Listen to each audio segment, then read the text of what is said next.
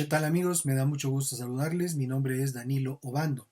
Vamos a continuar nuestro comentario sobre la carta a los Hebreos y en esta ocasión estaremos considerando del capítulo 9 los párrafos 18 y 19.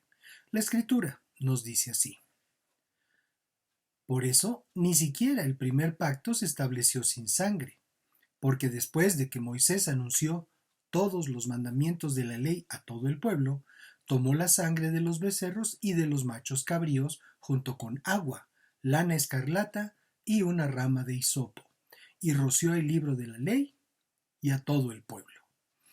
Habiendo señalado que para dar sustento a un testamento se requiere la muerte de quien lo otorga, aquí el Espíritu nos recuerda que el primer pacto fue establecido también con el derramamiento de la sangre.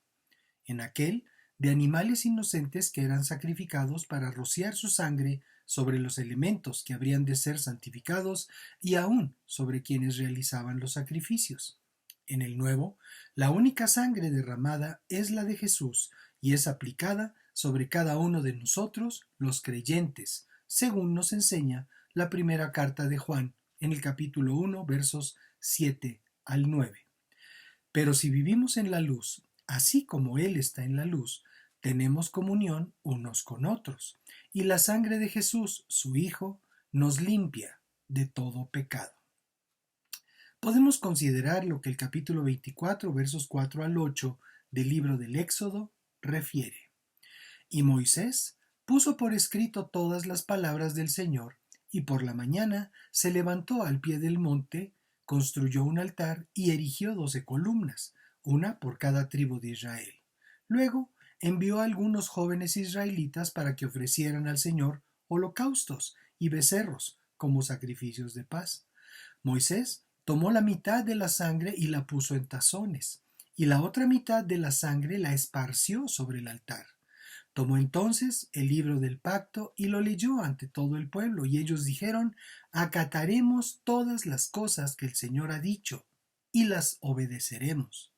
Luego, Moisés tomó la sangre y la roció sobre el pueblo, mientras decían: esta es la sangre del pacto que el Señor hace con ustedes al darles todas estas cosas.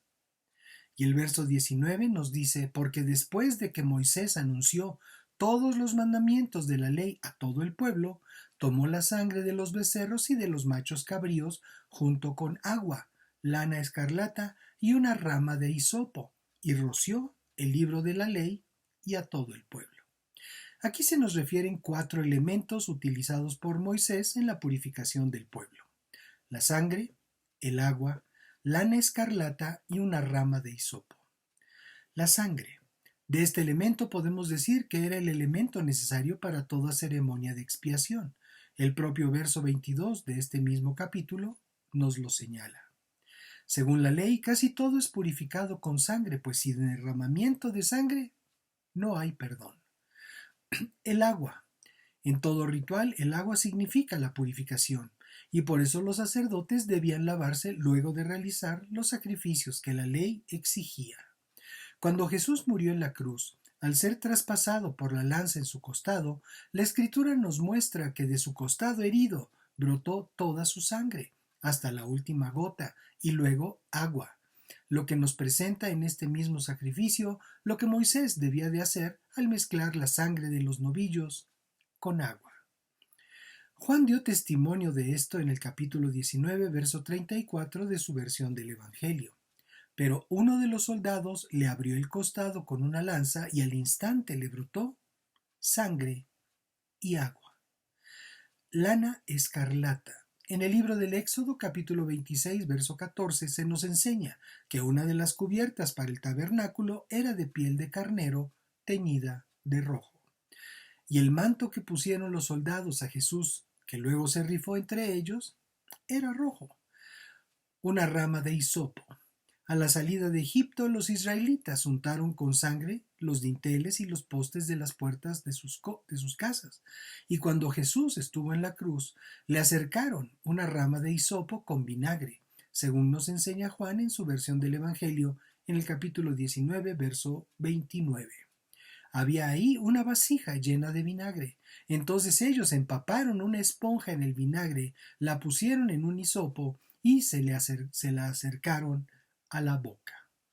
Según podemos observar, estos elementos referidos por el Espíritu en estos párrafos, utilizados en el primer pacto, establecen una relación con los elementos presentes en el desarrollo del nuevo.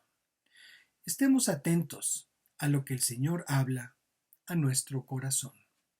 Bendiciones y paz. Nos vemos en la siguiente.